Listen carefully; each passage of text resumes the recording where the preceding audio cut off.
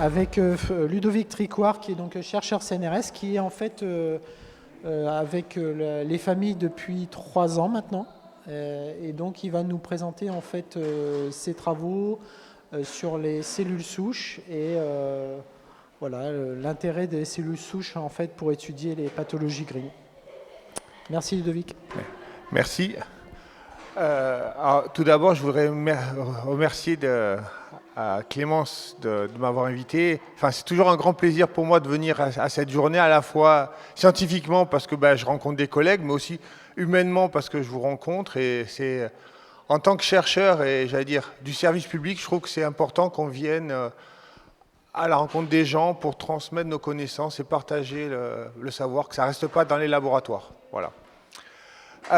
Donc là, ce que je vais vous présenter aujourd'hui, c'est un peu un projet qu'on mène dans l'équipe. Alors, la première année où j'étais venu, j'avais parlé des mutations grid. Alors, on est un peu loin des greens, mais là, je vais vous parler d'un pan qu'on essaye de développer dans l'équipe sur les GRIA, et notamment les GRIA 3. L'objectif de ce développement, qui est pour l'instant très...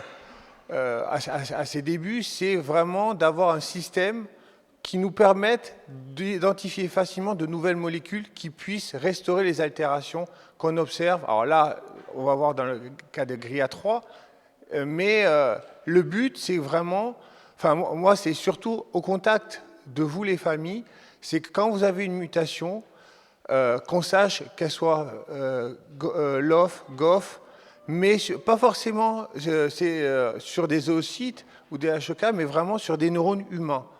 Vous allez voir une synapse humaine, ce n'est pas un récepteur sur un oocyte. Je ne dis pas que les systèmes fonctionnels qui sont utilisés pour vous dire si votre mutation est GOF ou LOF ne valent rien. Au contraire, ils sont très utiles. Mais rien de mieux, je dirais, il y a mieux toujours, d'un récepteur dans une synapse humaine.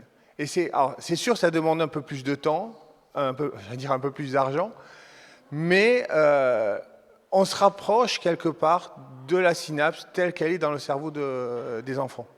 Et donc ça, je pense que c'est quand même important de garder ça autant que possible à l'esprit. Alors, juste au début, un petit rappel.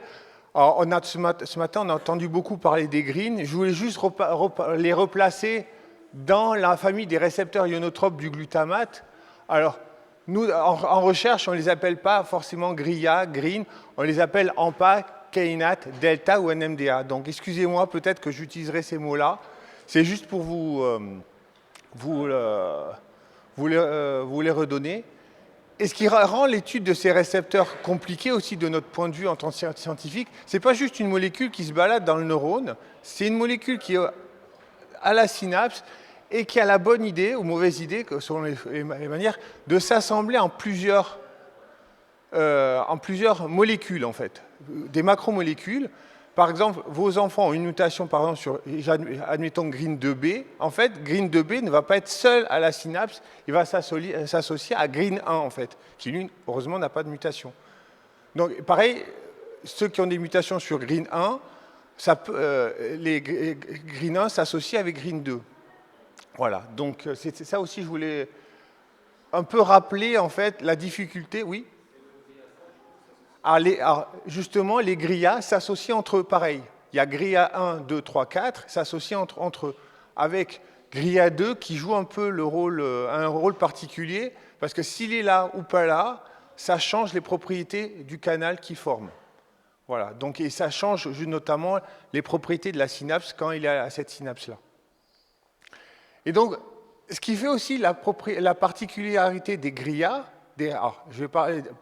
j'ai l'habitude de parler des récepteurs AMPA, c'est qu'ils ne sont pas seuls non plus. Ils forment des sous-unités et ils forment des complexes avec d'autres molécules. Vous voyez là, vous avez la membrane de la synapse, des protéines membranaires. Là, vous avez la structure d'un récepteur GRIA, AMPA, et là, vous avez ces petites sous-unités accessoires qui, elles seules, ne font rien, mais qui jouent un rôle important dans les propriétés biophysiques du récepteur. Et c'est en ça que, tout à l'heure, quand je vous disais l'importance d'étudier un récepteur dans une vraie synapse, c'est que dans une vraie synapse, vous allez voir ces autres protéines qui ont un rôle important sur la manière dont ce récepteur va se comporter. Alors, il y a plusieurs familles, et évidemment, ces molécules sont super importantes. Vous avez des cas pathologiques de mutation dans ces molécules qui sont associés, par exemple, à des cas de troubles bipolaires, par exemple. Et là, bon, là, c'était juste un autre petit rappel. Que font ces récepteurs AMPA, les GRIA, à la synapse? Ben, ils participent justement avec les récepteurs NMDA, les GRIN, pour ils interviennent dans les mécanismes de plasticité des synapses, c'est-à-dire comment les synapses bougent, se changent, se modifient pour, j'allais dire, permettre notamment l'acquisition de nouveaux souvenirs, le support des apprentissages. Et ce qui est intéressant, c'est qu'à E2, ben, soit vous pouvez avoir une synapse qui se renforce, vous voyez là, on passe du bleu à orange, la synapse est plus forte, ou en fonction d'autres paramètres, vous allez avoir une diminution. Alors c'est important d'avoir cet équilibre, parce que ben, même vous le voyez, vous apprenez quelque chose et des fois vous l'oubliez. Mais des fois, il faut bien oublier pour réapprendre. Et ces deux mécanismes, en fait, ont lieu en permanence au niveau des synapses. Et ben, pour revenir aux mutations, alors, là, je vous ai représenté sur la structure, ben, là, vous avez la structure des GRIN. Alors là, c'est GLUN2, c'est GRIN2A, GRIN2B, là, GRIN1. En fait, bon, des mutations ont été recensées à différents endroits. Et là, vous avez sur GRIA3, pareil, là, vous avez une molécule de GRIA3 et on voit que les mutations qui ont été identifiées, qui ont été caractérisées ici, dans cette étude, en fait, sont réparties soit à des endroits qui jouent un rôle important dans la conduction du récepteur, soit dans le domaine qui est responsable de la liaison ben, du glutamate et du neurotransmetteur, ou directement dans un autre domaine qui, lui, dont la fonction est moins connue. Alors, pourquoi au laboratoire on s'intéresse au GRIA3? J'allais dire, une des raisons pragmatiques, c'est qu'il y a plein de gens qui étudient déjà les mutations GRIN et assez peu les mutations GRIA. Et GRIA3 aussi, parce que vous avez une grande partie des mutations GRIA3 qui sont génétiques, mais héritées. C'est-à-dire, elles ont le même mode de transmission que, par exemple, des mutations liées à l'autisme, l'X fragile. Parce que le gène GRIA, en fait, est sur le chromosome X. Et de là, souvent, ces mutations touchent les garçons. Alors, vous verrez, ça touche également les filles, mais de manière différente. Et donc là, je vous ai juste rapporté, en fait, 4 mutations GRIA3, où on voit, j'allais dire, l'arbre généalogique, et vous voyez, les carrés noirs, en fait, ce sont des garçons qui sont atteints, par exemple, ici, de retard mental ou d'épilepsie. Et les ronds noirs, ce sont des dames qui portent la mutation, mais qui ne sont pas malades. Alors vous me direz comment c'est possible? Ben parce que, mesdames, vous avez 2 chromosomes X. Et donc, la nature faisant, j'allais dire bien les choses, il y en a un des deux qui est inactivé. C'est pour ça que quand la mutation est présente sur le chromosome X, mesdames, il y a peu de chances d'avoir les symptômes, alors qu'un garçon n'a qu'un seul chromosome X. Donc, s'il a la mutation, elle va forcément s'exprimer. Voilà. Et voilà. Et donc là, sur cette étude-là, j'aime bien... Alors, j'aurais dû le mettre un peu plus gros. Toutes les mutations dont je vous ai parlé tout à l'heure, les gens les ont caractérisées de manière biophysique et du coup les ont classées en GOF et LOF. Mais on fait en plus une corrélation avec les symptômes. Ils se sont aperçus, par exemple, là vous avez les LOF avec des classés en moyen ou en sévère. Là vous avez les GOF en moyen et sévère. Et ils se sont aperçus, par exemple, que les gains de fonction, vous avez par exemple des épilepsies avant l'âge d'1 an, une hypertonie, une hyperexplexie, excusez-moi, c'est un peu compliqué, mais en gros c'est ce qu'il veut dire, c'est un sursaut exagéré Par exemple, si vous prenez la personne, vous dites attention, je vais te faire écouter un son. Alors, vous-même, quand vous faites écouter un son que vous n'avez pas entendu, vous allez faire un petit sursaut. Mais ces patients-là vont faire un sursaut supplémentaire, exagéré. Et, par contre, les pertes de fonction, eux, présentent des crises d'épilepsie au-delà d'âge d'un an. Ils ont au contraire une hypotonie, pas d'hyperexplexie, mais par contre, ils ont des perturbations des rythmes du sommeil. Donc vous voulez voir, sur cette étude-là, ce qui était intéressant, c'est qu'ils ont classé les GOF et les LOF en faisant des corrélations avec les symptômes observés.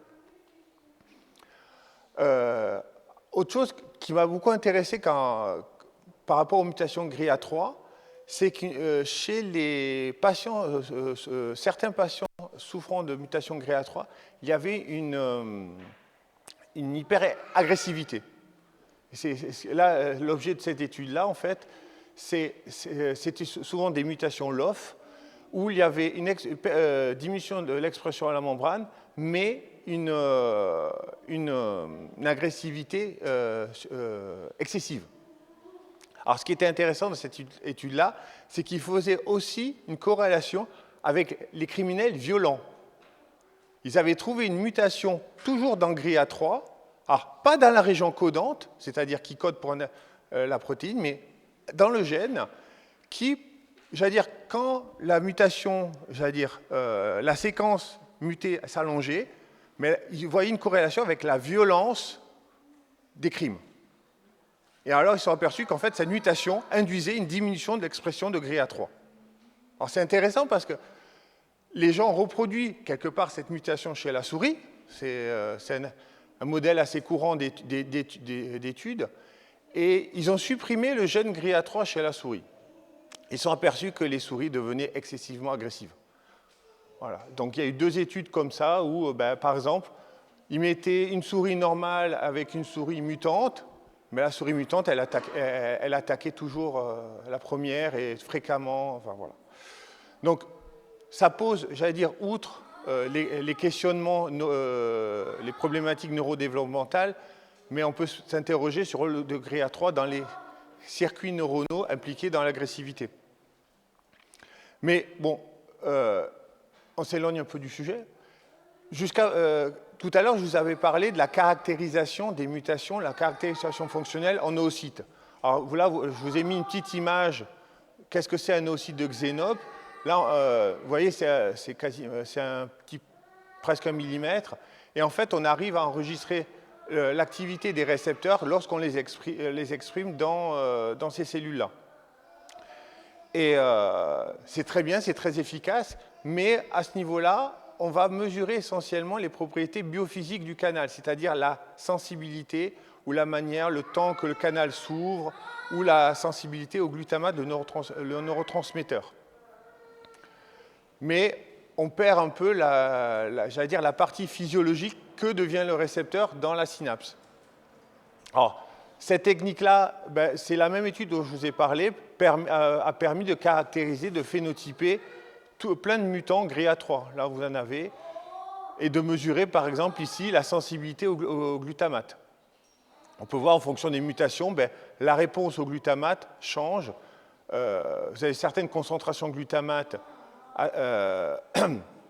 il faut mettre une plus grande concentration pour avoir le même effet que d'autres. Alors, un autre système d'études, c'est la culture de neurones. Alors, en général, les cultures de neurones, on les réalise sur des neurones embryonnaires de souris. On va prendre le cerveau de souris, on va le dissocier, on va le mettre en culture sur un support plastique, préalablement traité avec une substance qui permet aux neurones d'accrocher au plastique. Et là, au début, quand vous le déposez le premier jour, le neurone va ressembler à ça. Et au fur et à mesure, là, je vous parle à l'échelle au bout de 2 semaines, facilement, vous allez avoir le neurone qui va avoir des prolongements, des dendrites, des axones, et va faire des synapses avec les voisins. Et donc là, vous allez avoir votre récepteur qui est présent aux synapses. Une synapse, OK, de souris, mais c'est quand même une synapse.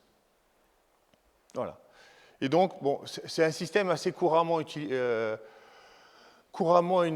utilisé dans les laboratoires. Là, on peut les identifier. Là, en vert, on les a colorés avec un marqueur qui s'appelle MAP2, qui marque en fait des protéines spécifiquement, qui sont exprimées spécifiquement dans les neurones. Mais grâce à des techniques d'imagerie, de microscopie moderne, on peut voir très finement les récepteurs. Alors là, on a Green 2A et là Green 2B. On voit, alors ce n'est pas un seul récepteur qu'on voit, parce que les récepteurs s'agencent en... Alors, j'aime pas le terme agrégat, on dirait cluster. Mais ils forment des clusters qui vont après être présents au niveau des synapses. Mais cette technique-là aussi, on peut l'utiliser pour voir le déplacement de ces récepteurs. On vous montre toujours l'image d'une synapse avec le récepteur. En fait, un récepteur tel que les green et les gria sont des molécules très dynamiques et qui se déplacent en dehors et dans la synapse. Et donc là, les traits que vous voyez, en fait, par imagerie, on a pu mesurer la diffusion, la trajectoire de molécules uniques de récepteurs. Donc c'est un autre aspect, j'allais dire, outre la biophysique du récepteur, c'est un aspect important de l'adressage correct du récepteur à la membrane. Mais ça, je pense qu'Olivier y reviendra peut-être après. Et récemment, on a eu, j'allais dire, la chance d'avoir un nouveau développement, j'allais dire, technologique au point de vue des neurones en culture. C'est les neurones dérivés d'IPS. Alors, IPS, c'est pour Induced Pluripotent Stem Cell. Alors, cellules souches pluripotentes induites. Alors, comment dire, au début, ces cellules-là ont été utilisées pour faire du clonage, mais maintenant, en fait, on les utilise pour faire de la reprogrammation. C'est-à-dire, on va reprogrammer l'identité d'une cellule juste par un traitement, alors, je dirais chimique, mais en fait, on va appliquer un cocktail à la cellule ou lui faire exprimer des gènes qui lui permettent, en fait, de remonter le temps au stade embryonnaire ou presque embryonnaire. C'est-à-dire, par exemple, vous pouvez prendre des fibroblastes, par exemple, des prélèvements de peau, et les retransformer en cellules pluripotentes, des IPS, et à partir de là, les redériver en neurones. On va faire croire à la cellule qu'elle est dans un environnement, qu'elle a le patrimoine génétique pour faire du neurone, et elle va donner des neurones. L'avantage de ça, c'est que maintenant, on arrive à faire ça avec des cellules humaines. Alors là, je vous ai listé les avantages d'utiliser des cellules IPS. C'est que, comme ce sont des cellules qui se divisent, on peut virtuellement en avoir une quantité infinie. Du moment que vous les cultivez, c'est comme une cellule à peau, ça se divise tout le temps. Alors ça permet aussi d'éviter tout ce qui est divergence entre rongeurs et humains. Alors, le rongeur, c'est un très bon modèle utilisé en neurosciences, mais parfois, lorsqu'on essaie de transposer une maladie de l'humain au rongeur, le rongeur ne présente pas forcément les mêmes symptômes. Donc c'est toujours important de ce côté-là. Ça, je vous l'avais dit. Et enfin, différentiel dans plusieurs types de cellules humaines. Alors là, nous, ce qui nous intéresse, c'est les neurones. Mais, j'allais dire, dans l'institut où je travaille, des gens dérivent des cellules IPS en cellules cardiaques. Le but, c'est pour soigner des pathologies cardiaques, évidemment. Mais moi, ce qui m'intéresse, c'est les utiliser comme modèle de développement de maladies et, in fine, pouvoir cribler des molécules. Là, on est sur un système cellulaire relativement compact et un peu comme, j'allais dire, la validation fonctionnelle en IPS, mais là, travailler sur des neurones humains, mesurer l'activité de ces neurones et voir tester des molécules qui vont agir au niveau des grilles. Alors là, c'est un peu ce qu'on peut faire avec des IPS, ces cellules en général toutes rondes. On va les induire en neurones progéniteurs de neurones. Et en mettant un cocktail de molécules adaptées, on va les différencier en différents types de neurones ou d'autres cellules qui sont présentes dans le cerveau, les astrocytes, qui sont des cellules support, j'allais dire, des fonctions neuronales. Sans astrocytes, dans le cerveau, les neurones auraient du mal à survivre. Mais l'avantage, c'est qu'ensuite, on peut faire des monocultures de neurones, des co-cultures d'astrocytes et de neurones, et même, ça c'est quelque chose qu'on voudra faire, des co-cultures de différents types de neurones. J'allais dire, le cerveau a une grande hétérogénéité, plusieurs types de structures dans le cerveau, et les neurones ont des profils différents, et donc c'est aussi faire ça. Alors, d'autres personnes dans l'Institut le font. Moi, pour l'instant, ce n'est pas mon projet, mais c'est faire des organoïdes. C'est-à-dire, là, on travaille en 2 dimensions, c'est-à-dire à plat, dans une boîte de culture. C'est arriver à faire j'allais dire, il y a marqué brain organoïde. Alors, c'est très commercial, je suis désolé, mais l'idée, c'est, j'allais dire, faire un ensemble de neurones qui puissent après être implantable dans un organisme receveur. Mais l'avantage qu'on va voir, c'est que ces IPS, on peut leur faire des modifications génétiques. Là, par exemple, là, on a pris des cellules de patients, on les a redérivées. Donc là, sur ce schéma-là, on va étudier ce qui se passe dans des cellules de patients, mais si on connaît l'origine génétique des altérations, on peut corriger ces mutations-là et avoir à côté la même lignée venant de la même personne et donc pouvoir comparer, faire une étude comparative des altérations observées. Et donc, ça ouvre la voie à pouvoir faire des analyses, différents types d'analyses, voir qu'est-ce qui est altéré entre ces 2 types de cellules. Ici, non, c'est pas ça.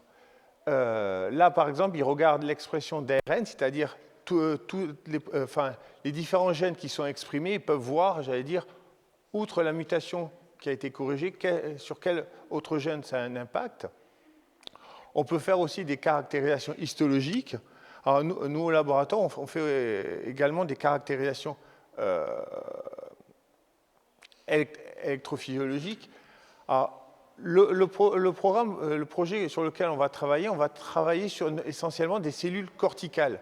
Et voilà le protocole qu'on va utiliser pour justement générer ces cellules. Alors, quand j'entends corticale, ça va donner des cellules qui ont le même profil moléculaire que les cellules du cortex cérébral, c'est-à-dire la partie supérieure, superficielle du cerveau.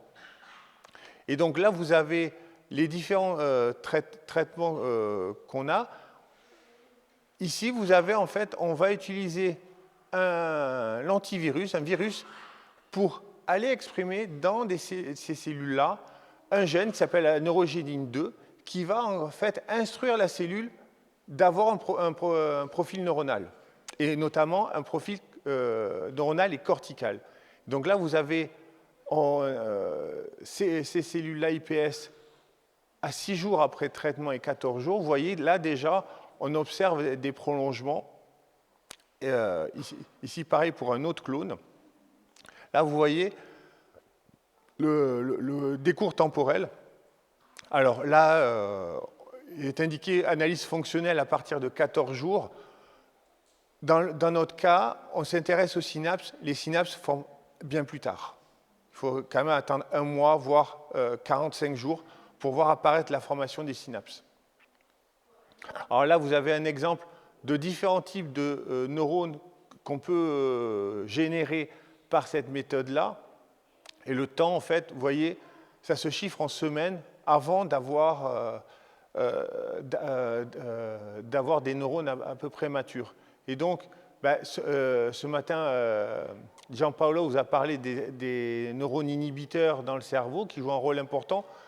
Nous, on va se focaliser dans le projet sur les neurones excitateurs corticaux, mais on peut faire aussi des neurones nociceptifs, des neurones à dopamine, Voilà. Alors, une vérification que les gens ont faite, c'est que par cette méthode-là, il faut quand même vérifier que les protéines qui nous intéressent sont bien présentes. Et notamment là, ils ont regardé l'ARN exprimé par les neurones dérivés d'IPS, et on voit que les protéines impliquées dans la transmission synaptique sont là. Et vous voyez, les GRIA sont exprimés. Plus c'est rouge, plus c'est fortement exprimé. Mais vous avez aussi les greens qui sont là. Voilà. On a aussi les GABARD, GABA, ce sont des récepteurs au GABA, un neurotransmetteur inhibiteur. Voilà. Et donc là, vous avez des protéines synaptiques. Donc, en fait, le neurone a tout ce qu'il faut pour faire des synapses. Là, notamment, ils ont vérifié que les récepteurs NMDA, les green, étaient bien exprimés. Alors, ce qui est intéressant, ici, ils avaient même vérifié, au cours du développement, quand la synapse mature, il y a ce qu'on appelle un switch de sous-unité, un basculement. Au début, on a la sous-unité GLUN2B, GRIN2B qui est exprimée, et lors de la maturation, GRIN2A commence à apparaître. C'est d'ailleurs pour ça que des fois, les pathologies GRIN2A apparaissent plus tardivement. Et là, dans ce modèle-là, ils avaient réussi à reproduire en fait cette bascule, que GRIN2B était présent au départ et GRIN2A apparaissait au cours de la maturation de la culture. Enfin, on le voyait même là. Vous voyez, l'intensité de ces bandes augmente. Et là, vous voyez, ils détectent GRIN2A à 42 jours de culture. Alors, ils ont même vérifié fonctionnellement, les greens sont activés par le NMDA. Et là, ils avaient des molécules. Ils ont regardé le calcium dans ces neurones-là. Et ils ont vu notamment que les neurones étaient bien réactifs au NMDA, confirmant bien que le NMDA était présent. Les récepteurs NMDA étaient présents. Alors, vous me direz, je vous ai parlé, on peut faire des mutations génétiques. Alors, la méthode qui devient classique maintenant pour introduire des mutations génétiques dans ces cellules-là, c'est d'utiliser la technique de CRISPR-Cas9, qui consiste à exprimer cette enzyme avec un petit bout d'ARN qui va en fait provoquer une coupure de l'ADN. Et lors de la réparation de cet ADN, on fournit en fait l'ADN qui contient la mutation. Alors là, ce que je vous dirais, c'est tout à l'heure, vous avez vu, je vous ai parlé de cellules iPS corrigées. Justement, on va introduire la mutation inverse de la mutation pathologique. Mais cette technique-là, virtuellement, vous pouvez introduire la mutation que vous voulez dans le gène que vous voulez. Alors c'est moyennant un peu de temps, mais ça marche assez bien. Donc nous, au laboratoire, on a carrément généré une lignée de souris qui porte une mutation sur le gène GRID1 par cette technique-là. Alors c'est une mutation qu'on avait identifiée il y a quelques années, associée à une déficience intellectuelle, et en fait, on a introduit chez la souris pour, j'allais dire, étudier l'impact de cette mutation-là dans un modèle vivant facile à étudier. Mais maintenant, là, vous avez par exemple, sur les IPS, on peut introduire via la technique CRISPR-Cas9 des mutations spécifiques. Et par la technique dont je vous ai présenté, on a des IPS, on les induit en neurones et on peut mélanger les neurones avec des astrocytes et après étudier leurs propriétés. Alors, comment on peut étudier leurs propriétés? Alors, on peut le faire de point de vue histologique, c'est-à-dire on va marquer, colorer les synapses et les éléments qui la constituent. Et donc, pouvoir comparer, là, ils avaient introduit une mutation liée à ce gène-là et ils ont pu voir les altérations. Il y avait moins de synapses présentes. Mais maintenant, on peut également effectuer des enregistrements électriques sur des réseaux de neurones. C'est-à-dire, sur le support dont je vous ai parlé, les neurones vont faire des synapses ensemble et les neurones vont être actifs, vont avoir des activités collectives. Et en mettant au fond du support des électrodes, ici que vous pouvez voir, on va pouvoir mesurer l'activité locale au niveau de ces électrodes. C'est ce qui est représenté là. Chaque barre que vous voyez, en fait, est une activité électrique. Et donc, on peut voir si le réseau est très actif ou moins, ou est-ce qu'il est complètement désynchronisé. Et donc, ça offre une autre lecture de l'altération que peut introduire la mutation introduite. Et donc, voilà ce qu'on veut faire au laboratoire. Ça, c'est un peu j'allais dire, c'est spécifique à GRIA 3 et GRIA 1, mais vraiment ce que je voudrais développer à terme, c'est on a une mutation qu'on cherche à caractériser et on la met dans une lignée IPS et aller jusqu'à la fin, mesurer l'activité électrique des neurones et enfin pouvoir tester des molécules qui agissent sur ces récepteurs-là. Donc là, ce qu'on va faire, c'est on va partir de cellules IPS de référence, c'est-à-dire soit hommes ou femmes, mais a priori de patients sains. L'idée étant d'introduire uniquement la mutation, j'allais dire votre mutation. Vous voyez et après, une fois qu'on a caractérisé ces cellules-là, parce qu'il faut bien les caractériser, parce qu'au moment d'introduire la mutation, vous ne voulez pas en introduire d'autres. Hein. On est d'accord. Mais les différencier en neurones, faire des analyses morphologiques, électrophysiologiques, voir les synapses, voir les activités de réseau, et enfin tester des nouvelles molécules. Alors, l'autre manière qui existe, mais ce n'est pas le choix qu'on a retenu, c'est, je vous ai dit tout à l'heure, pour faire des IPS, on peut prendre des cellules d'individus. C'est-à-dire, on peut prendre des cellules de patients, les convertir en cellules IPS et refaire des neurones après. Mais, c'est pas que je ne veux pas, c'est un choix, parce que si, admettons, je prends une cellule de patient, on sait qu'il a la mutation X. Ça, c'est vrai pour n'importe quelle mutation. Je fais des lignées IPS, des neurones. C'est toujours délicat de se dire que l'altération que je vais observer est liée à la mutation que je connais et pas liée au micro-environnement génétique de la mutation. C'est ce qu'on disait ce matin. Des fois, il y a des mutations un peu à des effets modérés qui peuvent juste être des facteurs de susceptibilité. Et donc là, quand vous partez de cellules du patient, c'est difficile de faire un lien entre votre mutation et l'environnement. Et maintenant, j'allais dire l'approche classique, c'est justement de corriger la mutation pour être sûr qu'il n'y a pas cet environnement génétique de la mutation qui favorise l'émergence des symptômes. Donc c'est pour ça qu'on a choisi spécifiquement de partir de cellules de personnes saines pour être sûr que la mutation qu'on introduit, ça sera la seule qui sera introduite et qui sera la cause des altérations qu'on observera. En termes de molécules qu'on va tester, alors, la première, ça va être le pérampanel, qui a été testé par exemple dans un cas d'épilepsie de type GRIA 1. Là, je vous parle essentiellement de molécules potentiatrices, c'est-à-dire pour des cas de LOF. Vous avez des potentiateurs de récepteurs en pâte tels que le CX546. Là, vous avez la structure. On voit en fait où se fixent ces molécules. Alors, c'est des modulateurs.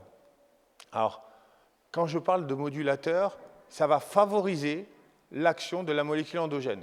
Ça ne va pas la remplacer. C'est-à-dire que le glutamate sera toujours libéré au niveau des synapses, mais ça va augmenter la réactivité du récepteur. C'est pour ça que on espère que ça puisse aider au niveau des mutations LOF en essayant de potentialiser. LOF, en général, on va perdre de l'activité du récepteur avec ces molécules, essayer de les rebooster. Et enfin, on va essayer d'autres molécules. Alors, celles-là ne vont pas cibler directement le récepteur, mais vont cibler l'interface avec les protéines auxiliaires. Vous vous souvenez, au début, je vous ai dit, les récepteurs GRIA en pas, ils ne sont pas tout seuls, il y a des protéines auxiliaires qui modulent leur activité. Et donc, il y a toute une classe de molécules qui a été développée pour cibler les régions d'interaction entre ces régions-là, justement, pour avoir une meilleure spécificité pharmacologique. Et enfin, la dernière classe de molécules, alors j'allais dire, les récepteurs en pas à la synapse ne fonctionnent pas tout seuls, ils peuvent être régulés par d'autres récepteurs qui, eux, dans nos cas, ne seront pas touchés. Ce sont les récepteurs métabotropes du glutamate. Et l'idée, c'est, au lieu d'aller, j'allais dire, moduler le récepteur qui est, j'allais dire, qui est un peu moins efficace, mais utiliser d'autres récepteurs qui, normalement, mettent plus de récepteurs en pas à la synapse. Voilà. Donc, je vais m'arrêter là. Alors, je suis désolé, je ne vous présente pas de résultats scientifiques, j'allais dire, c'est uniquement un projet, mais c'est aussi, je voulais vous faire un panorama des techniques qu'on peut utiliser en laboratoire et que nous, on voudrait utiliser pour justement trouver de nouvelles molécules vraiment en travaillant sur des synapses humaines, voilà, sur un modèle humain. Voilà. Merci beaucoup, Ludovic.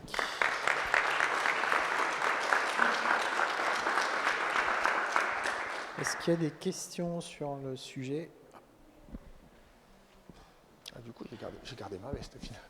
J'avais une question concernant justement les cellules IPS. Vous Oui. dites que vous partiez d'une cellule IPS, grâce à l'ARN, vous arrivez à la modifier, à la rendre avec une mutation. Oui. Et est-ce que vous arrivez également, avec ces cellules IPS et grâce à l'ARN, en partant d'une cellule IPS qui possède déjà une mutation, à la modifier grâce à l'ARN pour la rendre sans mutation? Oui. Oui. Justement, c'est ce que j'expliquais. On peut partir de cellules de patients, les transformer en IPS, et on doit, en général, pour les études, quand on veut étudier une mutation d'un patient, on doit aller corriger la mutation du patient. Et justement, cette technique-là a même été utilisée chez le rongeur dans un modèle, c'est un modèle complètement différent, c'était un modèle de cataracte congénitale précoce. Mais les chercheurs ont utilisé cette technique-là pour aller corriger le génome dans les neurones de rétine.